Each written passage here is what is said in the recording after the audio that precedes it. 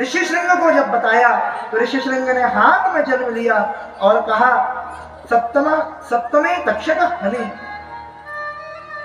आज से 7वें दिन जिसने भी ऐसा किया उसको 7वें दिन तक्षक नाग आकर डसेगा। परीक्षित महाराज लौटकर आए, जैसे ही उन्होंने मुकुट उतारा उनको सारा वृत्तांत स्मरण आ गया। उन्होंने कहा, मुझसे ये अपराध क्या हो गया?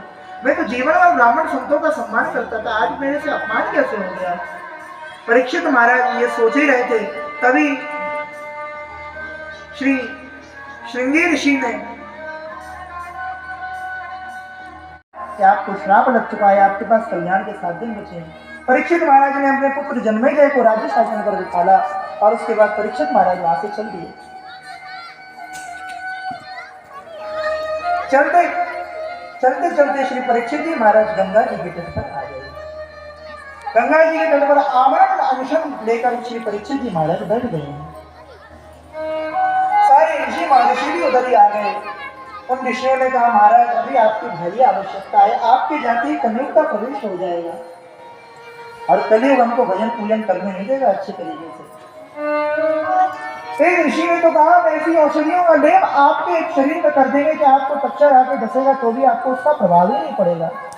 एक ने कहा कि मैं झांसी बजरंग कॉलोनी में तृतीय दिवस की श्रीमद् भागवत पर बोलते हुए सरस सुमधुर वाणी के प्रवक्ता श्री हरिवंश जी महाराज ने कुंती स्तुति भीष्म स्तुति का सुंदर मार्मिक विश्लेषण किया और कहा कि कुंती बुआ जैसी भक्त ना तो कभी हुई है, ना अभी है और ना ही कभी भविष्य में होगी, जिसने भगवान से हमेशा विपत्तियां मांगी, जबकि आज हम हैं जो 2 की भी अगरबत्ती लगाते हैं और भगवान से सब कुछ मांग लेते हैं। उदाहरण देते हुए उन्होंने कहा, हम भगवान को अगरबत्ती घुमाते हैं और गाते हैं, सुख संपत्ति घर आवे कष्ट मिटे तन का।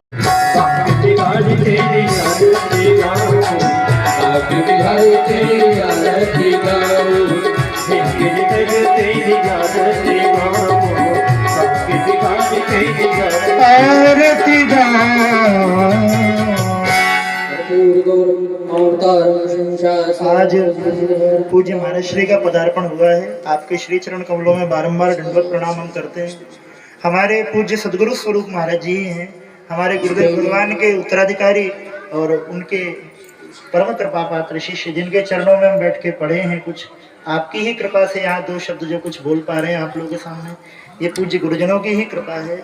महाराज जी का आगमन हुआ है, आप लोगों को एक लाभ तो मिलना चाहिए, कम से कम 1 मिनट महाराज जी का आशीर्वाद आपको मिल रहा है, इससे आप लोग इस लाभ से वंचित ना हो। पूज्य महाराज श्री के चरणों में प्रार्थना है। गाते हैं ना अपने बुंदेलखंड में, 1 लाख पूत 1.25 लाख नाती ता रावण घर दिया न बाती। तो यदि बहुत बड़ा परिवार होने से भगवान की कृपा होती तो रावण के ऊपर कृपा मानी जाती। सोने की लंका यदि धन से यदि कृपा, भगवान के नाम रूप गुण लीला धाम में, भगवान की कथा कीर्तन सत्संग में, भगवान के भजन पूजन में लगे हैं, गौ सेवा संत सेवा में लगे हैं, ये भगवान की कृपा का प्रमाण है आपके ऊपर और हमारे ऊपर और हमारे हरिवंश दास जी के ऊपर भगवान की कृपा है। ये इस बात का प्रमाण है क्योंकि हम भगवान की कथा कीर्तन में, बस आप सबसे यही प्रार्थना है कि हम सभी लोग जी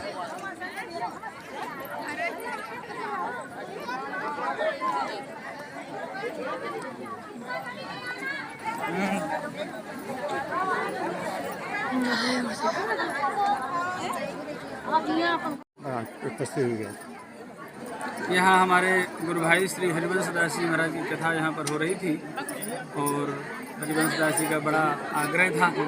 हम यहाँ से इंदरगढ़ जा रहे थे कथा में, तो दर्शन करते हुए निकले। बहुत ही परम आनंद की अनुभूति हुई। यहाँ के समस्त श्रोतृवृंदों से मिल करके, यहाँ के आयोजक मंडली से मिल करके और हमारे हरिवंश दास जी महाराज के श्रीमुख से तो अमृत वर्षा हो ही रही है। निश्चित ही संपूर्ण झांसी वासियों को ऐसे आनंद का लाभ लेना चाहिए और अपने जीवन को धन्य बनाना चाहिए। नाम बताइए, क्या कार्यक्रम क्या चल रहा है? मेरा नाम रवि प्रकाश गोस्वामी है, पेशे से अधिवक्ता हूँ।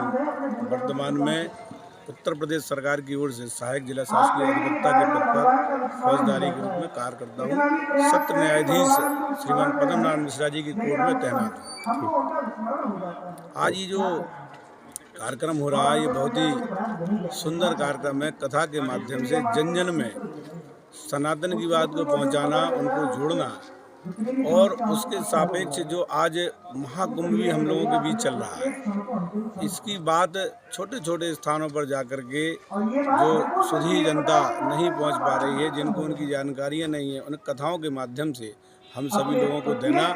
जैसा कि एक सुभाषित है कि अमंत्रम अक्षरम नास्ति नास्ति मूलम अनौषधम अयोग्या पुरुषो नास्ति योजगस्त दुर्लभा, कि आज देखिए बैठ करके यदि कोई योजक हो और योजक जब बैठ जाता है तो कितना अच्छा वातावरण होता है। ये कथा का वातावरण आज आपको देखने को मिल रहा है।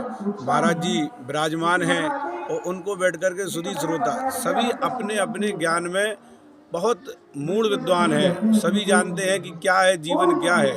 तो आज उन सब बातों को लेकर के महाराज जी देखिए कितना सुंदर प्रवचन कर रहे हैं और हम सभी लोग बैठकर उसको सुन रहे हैं। निश्चित रूप से ये हम लोगों के लिए बड़ा ही फलदायी कार्यक्रम है कि ऐसे आयोजन के माध्यम से हम लोगों को सनातन के सुविचार सुनने को मिल रहे हैं।